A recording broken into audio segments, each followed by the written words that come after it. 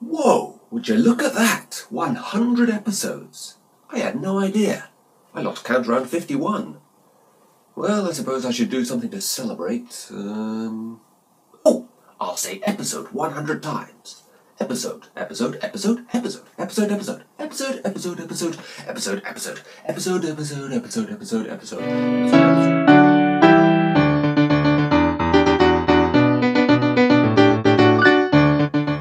What we have here is essentially fan service the episode. Now, fan service can go one of two ways. Either it can make you squeal with delight, The Doctor has an English accent! or it can make you bury your head in your hands. Derpy has a basket of muffins. So it can be difficult at times to get it right. The most important thing is to understand that it should never be there just for the sake of it. Like, I feel the Doctor having an English accent is a good addition because it helps to better immerse you in the idea that he's the pony equivalent of the Doctor. Derpy selling muffins, however, doesn't add anything to her character. We already know it's Derpy, we don't need to see her selling muffins to understand that. The only reason it's there is so it can be a wink to the fandom. Now, when I first heard that this episode was going to be about the background characters, I thought it was going to be kind of an anthology episode, like the Simpsons episode 22 Shorts About Springfield. And in a way, it is. But they still managed to give it an overarching narrative to tie it all together. I wasn't really expecting there to be a definite story here, and to be frank, outside of the ending, I'm not sure it really added that much to the episode. I mean, be honest, guys. Did you really care if this wedding was going to go as planned? Another thing I wasn't expecting was the main six to be in it. Of course, they only had about a minute of screen time total. And yet it still felt like Spike was being pushed to the side. But I do like the scene where the rest of the town are watching what could easily have been the events of one of the two-parters. It kind of reminded me of the concept of Sonder, being the idea that you are the main character in the events of your own life, while each supporting character or extra in your own life is also living a life as vivid and complex as your own. You just aren't aware of it most of the time. For example, I really like the idea that from, say, Octavia's perspective, Spike's rampaging over Ponyville in Secret of My Excess might have disrupted a performance she was giving at the time. It really helps to make the world seem more real. In fact, Mare's speech at the wedding kind of covers this idea. Of course, there is no end of non-canon material like that, in the form of headcanons, fanfictions, and artwork. But here we have something created by the show's staff that shows that these background characters do have lives and personalities. And while they may not be fully fleshed out here, we are given enough of a window into what really enables us to believe that everything the fans gave us in those fanfictions might have really happened.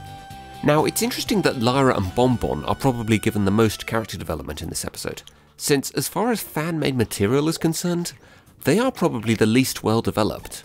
Like, we all know Lyra wants to be human, but what do we really know about Bonbon?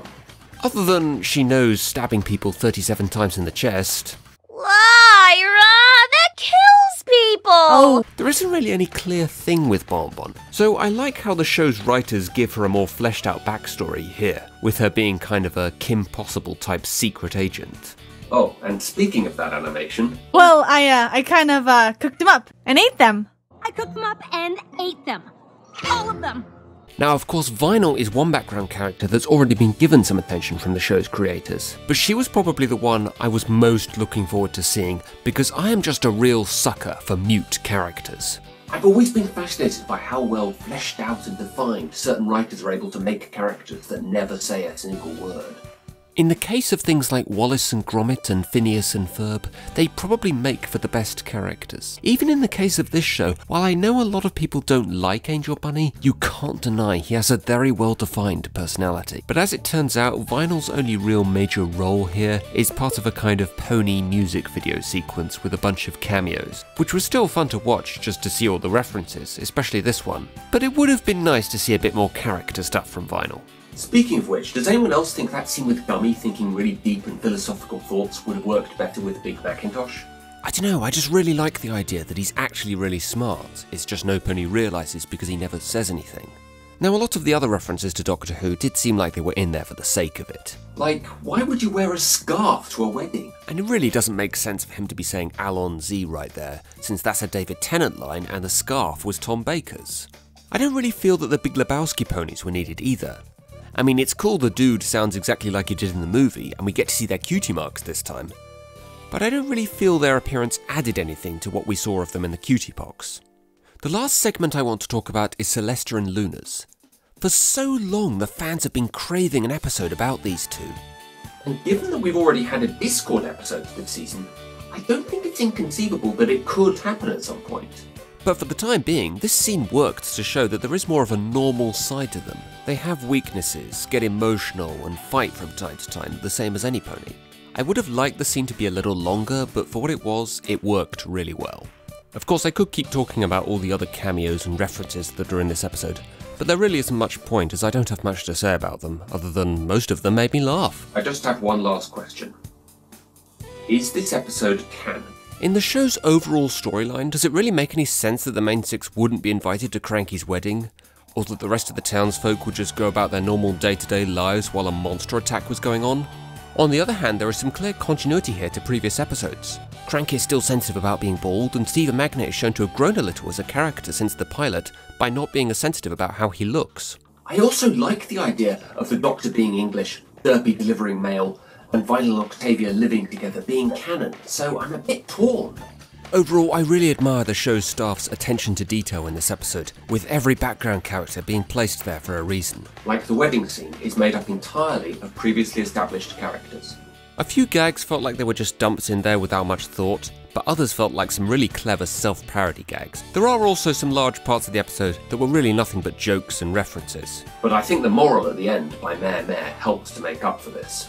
It's probably the only moral the show has ever had that's actually meant for us bronies rather than the target audience. I never understand why some people say they don't like fan service. That's like saying you don't like receiving gifts.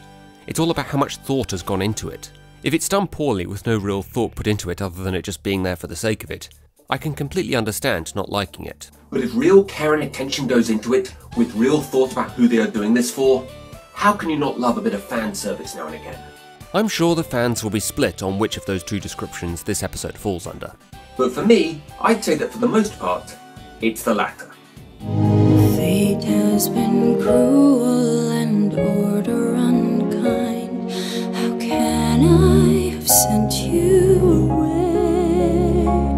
The blame was my own, the punishment yours. The harmony silent too.